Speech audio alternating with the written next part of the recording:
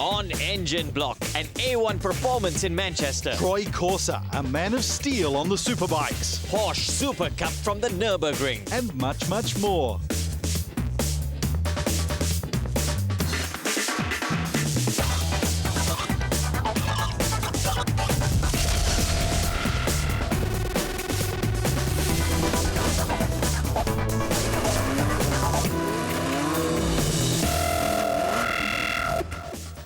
Hi and welcome to Engine Block, the show that hones in on anything with a motor and brings it all together in one sweet, easy-to-swallow show just for you. From F1 to A1, we've got Superbikes and Super Cups coming your way, and I've got to introduce you to a Troy that's hotter than the Mediterranean sun. Now, while the mega stars of Formula One and MotoGP rest their wheels for a couple of weeks to enjoy the summer weather, the rest of the adrenaline seekers have been making headlines across the globe. It's time to fill you in with this week's news.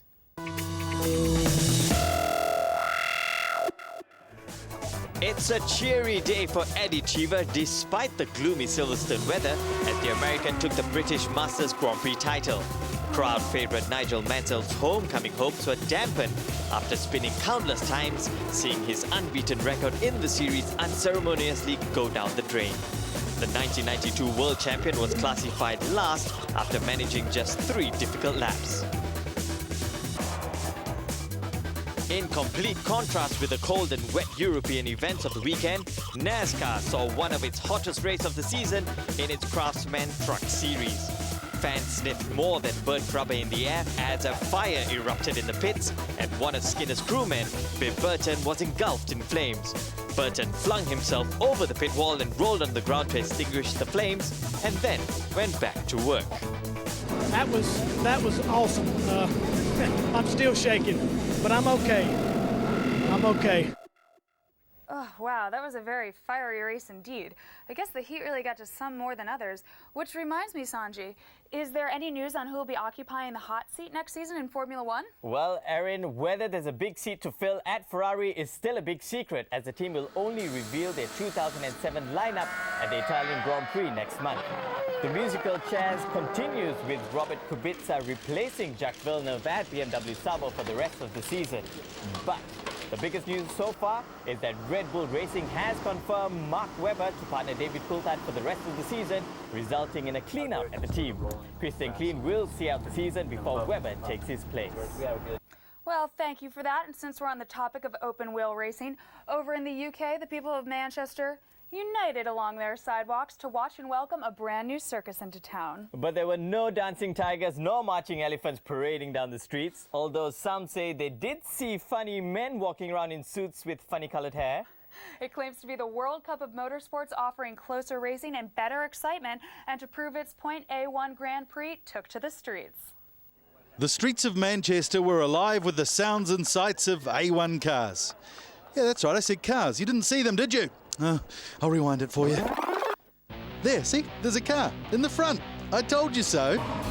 Singapore promises a lot of potential funding in this space, and motorsport is burgeoning. There is a real culture here, and it's not been exploited in the past. A1's second season promises to be even more exciting, with an increase to 13 races and at least 4 new circuits making its way into the calendar. The series kicks off at Motorsports Crazyland, Holland, and stops off in the Czech Republic before making its way to Asia. A1 really goes down under with a new race in New Zealand and then on to Australia before heading over to the Americas. It's then back through Asia, with China having the privilege of hosting 2 races this season before the curtain closer at Brands Hatch, Great Britain. Well, that's all the travel talk. It makes me just want to jump on a plane and go anywhere. That's going to do it for Engine Block for the moment. If you want to find out how you can be on Engine Block, stay tuned. We'll be right back. He's mean, lean, and rides the machine. Troy Corser next on Engine Block.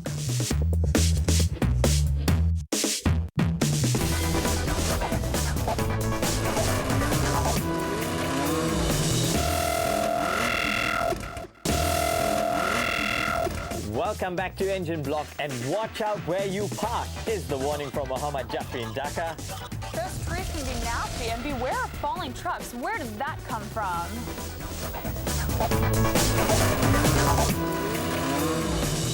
If you have some funny motoring pictures, send them to us at engineblock@espnstar.com. We'd love to see them. Now it's time to meet an Australian with a passion for speed on two wheels. He's the reigning world champion superbiker, and he's currently battling real hard on track to defend his title from another Troy. It's my pleasure to introduce to you superbiker Troy Corser.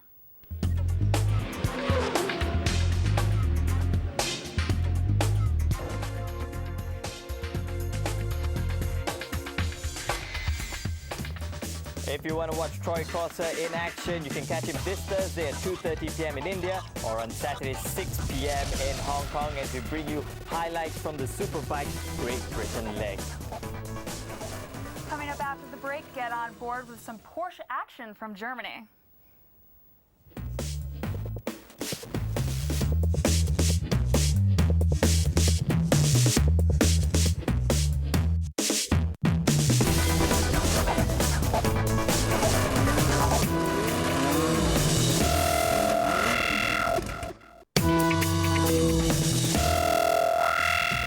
If you own a vehicle you love, send us a photo or a video of it, and you and your wheels could appear here on the show. Email us at engineblock@espnstar.com with your photos and to get in touch on where you can send your videos. So get your photos in. Welcome back to Engine Block. On previous episodes, we've brought you highlights of the first two rounds of the Porsche Super Cup Series. And this week we're taking you back to Europe for the third round of the championship to see if Richard Westbrook can make it 2 wins in a row. So it's off to Nürburgring. It's round 3 of the Porsche Super Cup and we're at a sunny Nürburgring in Germany. Colin McRae joins the ranks this weekend. Want to come in for a ride? Can Westbrook maintain that winning feeling? Watch our coverage from Barcelona in Spain to find out. 3 rounds down and 10 more to come. It's an open battle, plenty of time to catch Westbrook, and we'll continue to bring you all the action right here on Engine Block. Now let's take a quick look at what's coming up in the wonderful world of motorsports. We're in for a fantastic motorsports weekend as the World Rally Championship heads to Finland. AMA Superbikes Championship Round 9 at the Virginia International Raceway in Alton. MotoGP at the Czech Republic. NASCAR Cup moves to Michigan. Now be sure to check out all the live action from the MotoGP this Sunday right here on Star Sports. Unfortunately, that's all the time we have for the show this week, but there's more motorsports action still to come. Now right after the break, we'll bring you all the action from the weekend's World Rally Championships German leg. Until then, we'll leave you with this week's Thrills and Spills. Thanks for watching Engine Block. Bye-bye.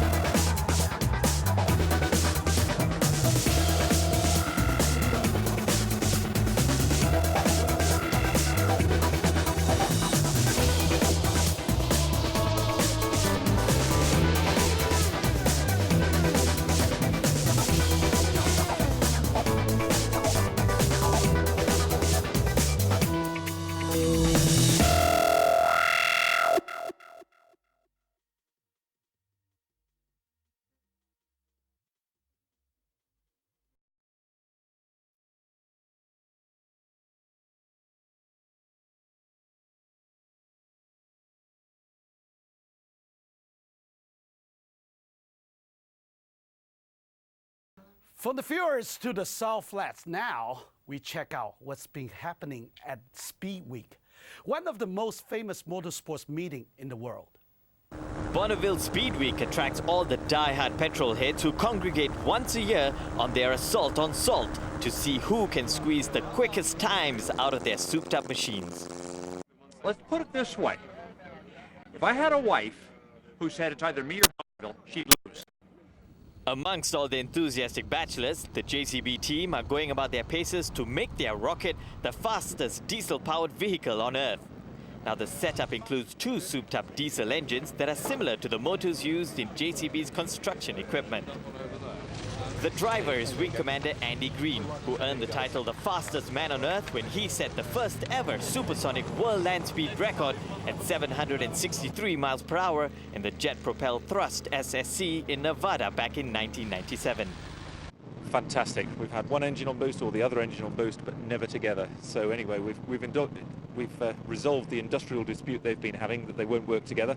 They're now both coming on the song, and when the turbos kicked in, the ferocious acceleration, 0.5, 0.6 of a G, right on the grip limit for the Salt, and we were well up into 150 miles an hour before we even hit the first mile marker.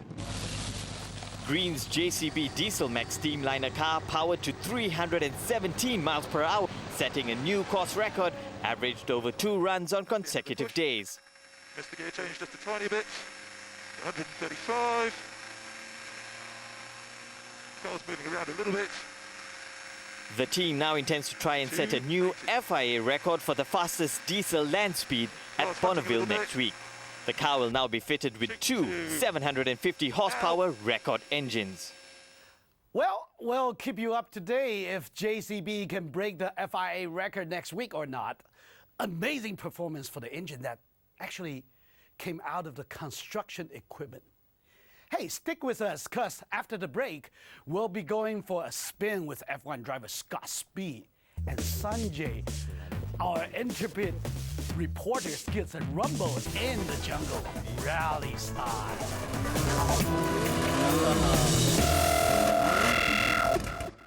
Dude, that was scary stuff. Strong stomach, eh? Well, after we saw that, we thought that we might send one of our own team on the scary joyride. Let's see what effect rally has on the belly.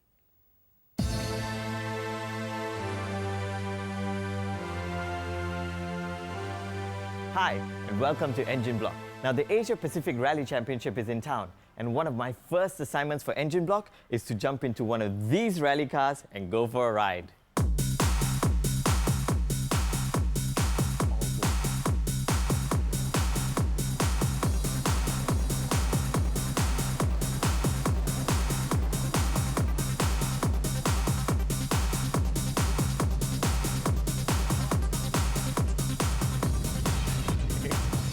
Beautiful. Enjoying the weather?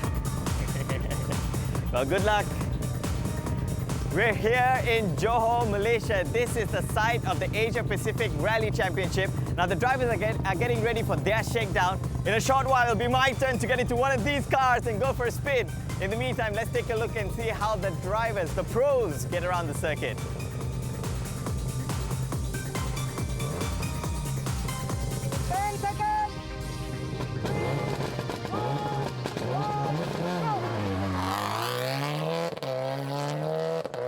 Squiggle, 7 right opens, long in, 200 squiggle.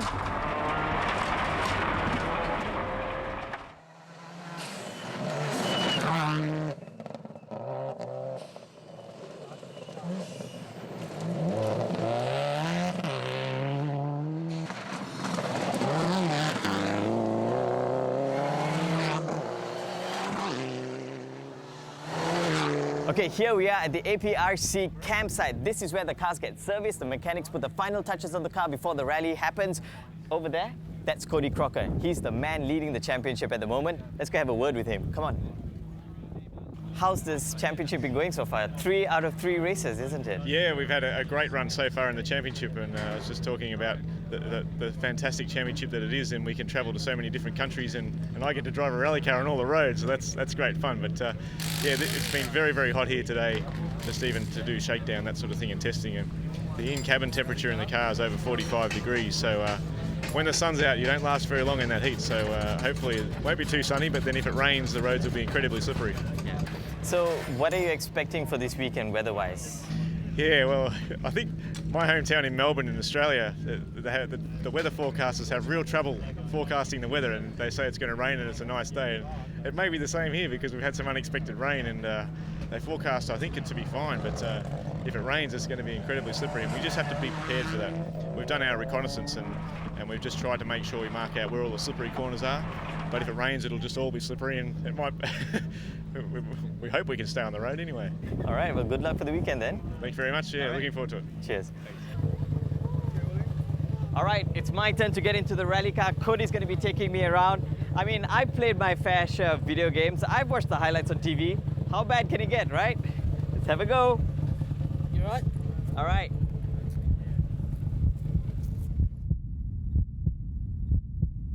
Jump in. Hey, all right. Oh, I'm good. Oh, just fit right in. Now this is the fun part. Yeah. Woohoo. Okay. Beautiful. Bye, everybody. Bye, Mom. I love you. Any last words? Oh, let her rip. Okay, here we are, ready to rock and roll, starting our shakedown with Cody at the wheel. Ready to go rallying in an APRC car with Cody Crocker. We're off! Whoa! Whoa!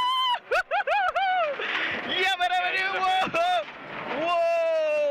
Whoa! Wow! Beautiful fifth gear, straight down.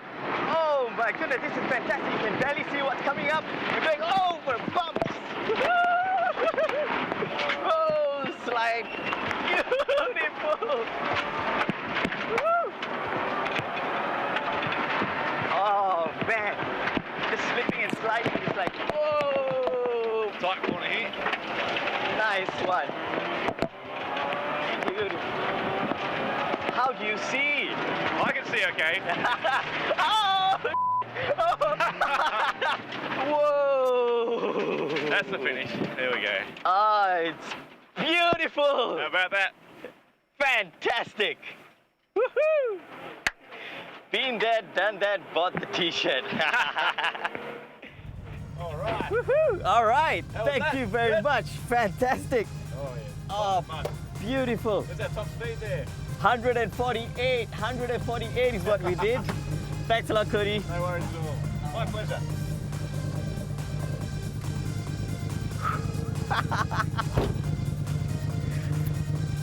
Oh, good stuff, good stuff. Amazing. Absolutely fantastic. The best feeling ever. You can barely see anything in front of you.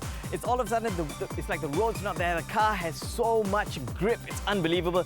And there were times where I thought we were gonna go over, but oh my God, scary, but definitely worth it. This is a mean machine and a fantastic driver in there.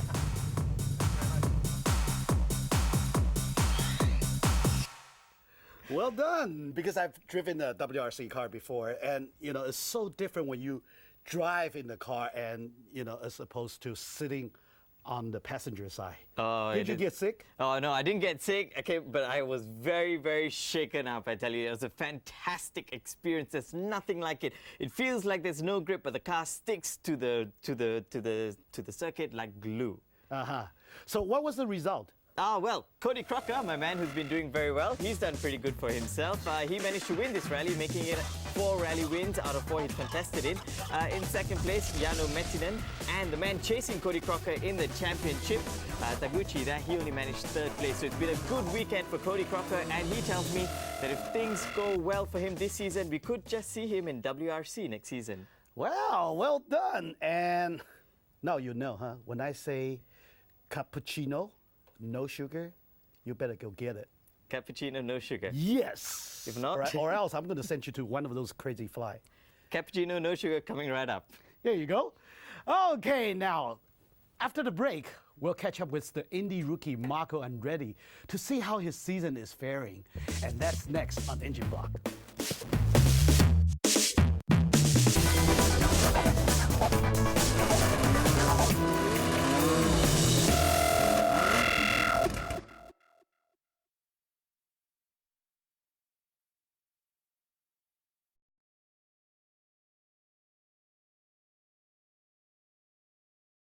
The next A1 race is in Beijing on November the 12th.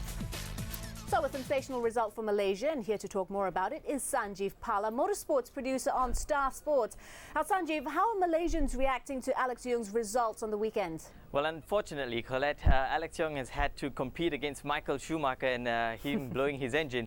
So unfortunately, the papers in Malaysia haven't really given Alex Young the coverage he deserves. This is a huge result for Team A1 Malaysia. He scored the double win in the sprint in the feature. But, you know, he's been overshadowed by Michael Schumacher and Ferrari. But having said that, I can tell you this much. The people are talking about his victory. This is great for Alex Young because he is garnering more support as he keeps on producing great results. Now, our viewers outside of Malaysia may not be too familiar with Alex. So give us a bit of information about him, his background and how he became the face of Malaysian motorsports. Well, Alex started racing when he was about 15 years old. He started off domestically in Malaysia, and then when he started winning all that, he moved on to Formula BMW, Formula Asia, and then finally made his way up into Formula 1. He then, of course, finished his stint in 2002, and then he's been doing some racing, mostly close-wheel racing, winning the Macau Grand Prix in the Porsche, and then finally, right now, in A1 Grand Prix.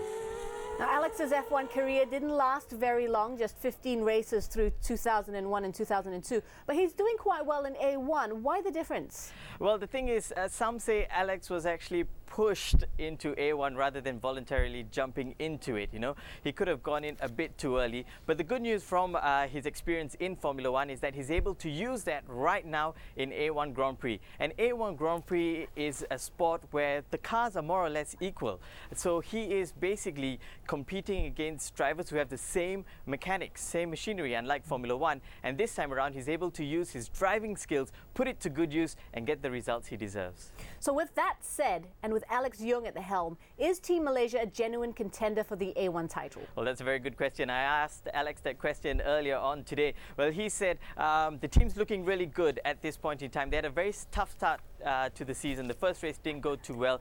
This race proved that they have what it takes to win this year's World Championship. He is expecting more great results. He thinks they are in there with a shot, but it's still too early in the season to tell. All right, great stuff. Sanjeev, thanks so much for joining us on Sports Centre. You're welcome. Well, Sanjeev has excellent input into the very impressive engine block show on Star Sports. That's your weekly fix of motorsport action on that channel. Yep, do check your local listings for broadcast times. Now, still to come on this show.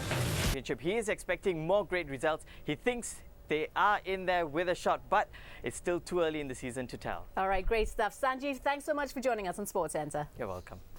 Well, Sanjeev has excellent input into the very impressive engine block show on Star Sports. That's your weekly fix of motorsport action on that channel. Yep, do check your local listings for broadcast times. Now, still to come on this show.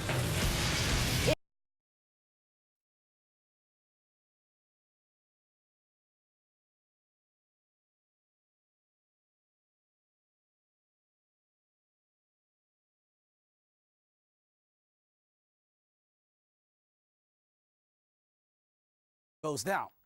Moving on now, well, for the past few weeks, we've run a contest on the show where we gave you the ultimate chance to be just like Shumi. And as promised, 2 lucky viewers found themselves in the cockpit of a fast car for a day of on-track thrills. Our reporter Sanjeev tag along and see how much fun they really had. Hi, I'm from Singapore. I'm Desmond, and I won the engine block. Hey guys, my name is Harish, I'm from KL, and I'm here for the Michelin Palar experience. My name is Sanjeev. I'm here because it's free. We're gonna go driving, baby!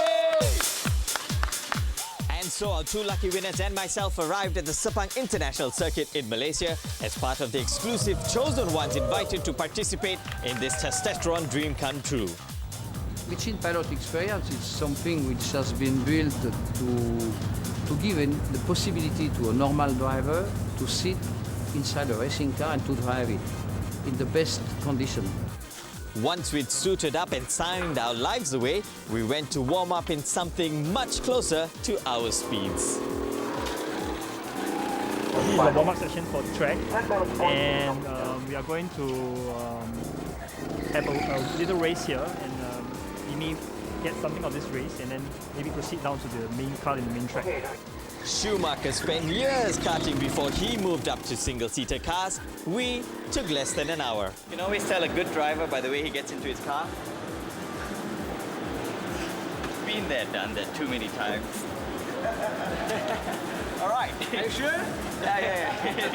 Oh, it's a bit lower than I thought. Do you need foam? Yes, I need foam. With a little help from our friend, we were introduced to the beast that we had to tame on track. A 200 horsepower Formula Renault car with a 6-speed sequential gearbox and capable of over 260 kilometers an hour. What we just did was we actually went around the circuit. They drove us around the circuit and they were telling us what gears to use. So the three important things we've learned from this is brake first, change gear, and then start steering. But there's a lot to remember, isn't there? Yeah, there's a lot of things to remember because the track is so dynamic and you have to pick the proper line. I thought this was going to be an easy drive. I don't know about you guys, but it's not looking too easy. Like I said, to all those scouts out there, Formula 1. Keep your eye open for him. He'll be the one on the pit wall.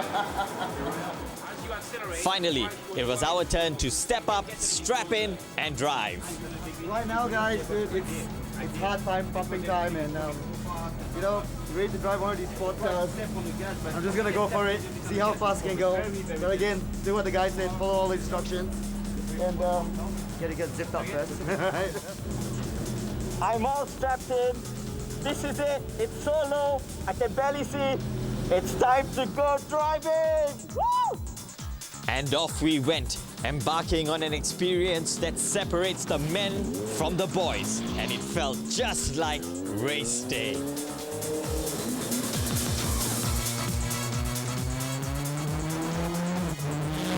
The 5 red lights go off. I'm roaring down the straights of Sepang. 6-gear top speed over 260 kilometers per hour. Late braking into turn 1. Downshift, turn in late and hard. It's a quick burst of acceleration into turn 2 and then into turn 3. Slowly easing up the gears and then I'm flooring it up through the gears, right the curbs, oversteer, understeer. It was all happening to me.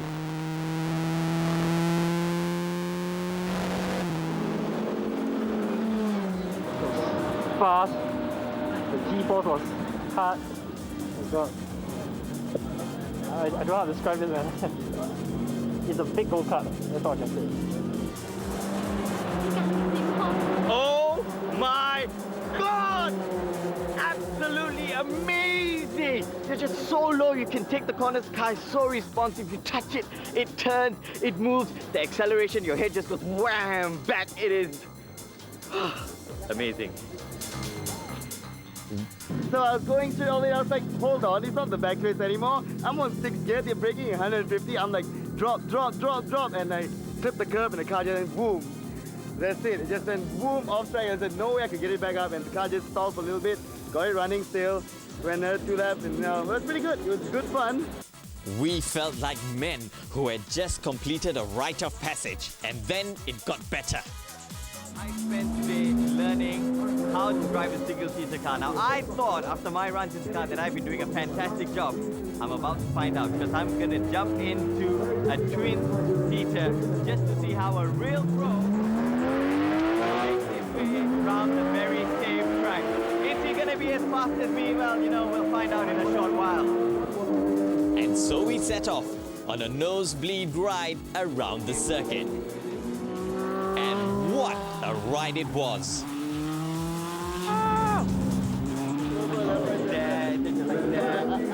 The braking point.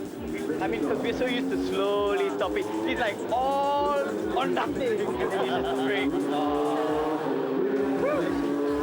fun. Just going by, going 200, 150, 150. The corner's in front. When's he going to brake? Oh, here we go. All right. Then he steps the brake. And so, even if we all had slightly different stories to tell by the end of it, God, my whole body was moving all about and fantastic. That's all I can say. But I don't feel that well after this. tired and exhausted, we agreed that the Michelin pilot experience is definitely a dream we'd like to relive. Over. Well, I'd like to just thank Michelin, man. They did a great job today. And over.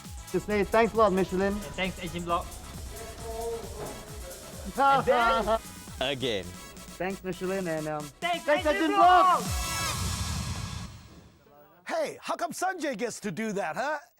But if you miss out on that one, just like I did, don't worry, there'll be other opportunities. Maybe, hey, you get to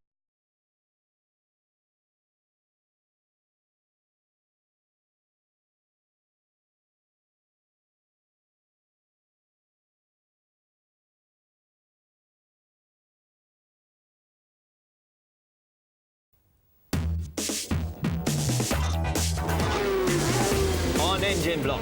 Catch a thrilling bout of mad Macau disease. Let the NASCAR Chase Finals drive you, Moto Man. Go car crazy at the Singapore Motor Show. And much, much more.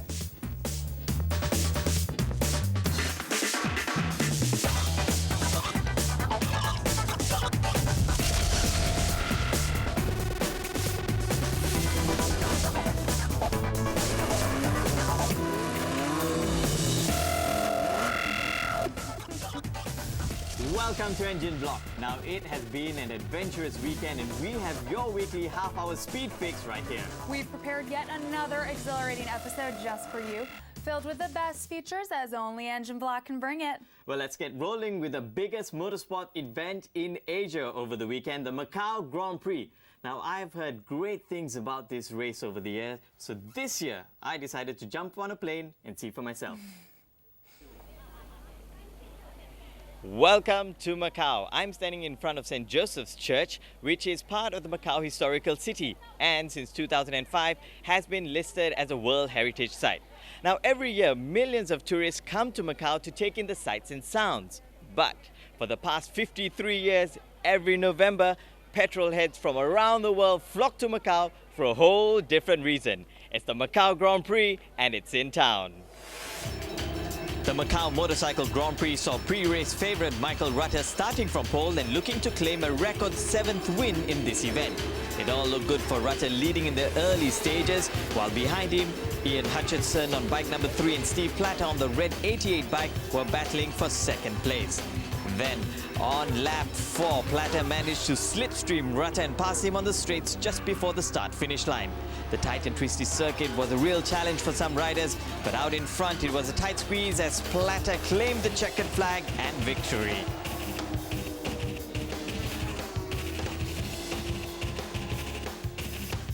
So Steve Platter claimed victory at Macau. Michael Rutter second place. John McGuinness, who was supposed to be one of the favourites, could only manage 6th place. You know, in motorsports, there are plenty of ups and downs during a race. It can go either way. Just like me at the moment, I'm up here at the top of the Macau Tower, the site of the world's highest sky jump, 233 meters above sea level, and you can actually go all the way down very, very quickly. So, as they say up here, why live on the edge when you can jump off?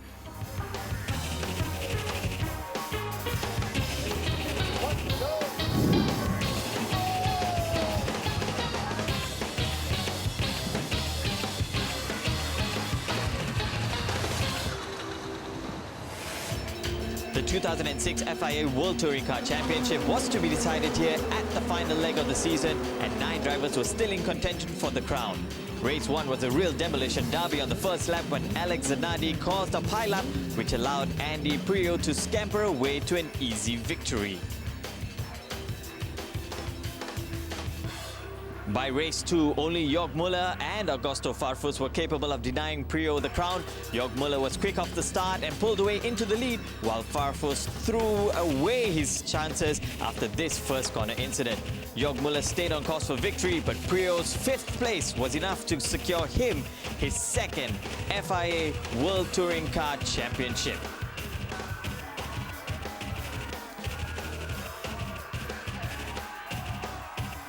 As you can see from the points, it was a close battle for this year's championship. Only 1 point separated the two, and in the end, Andy Priaulx was crowned 2nd-time world champion.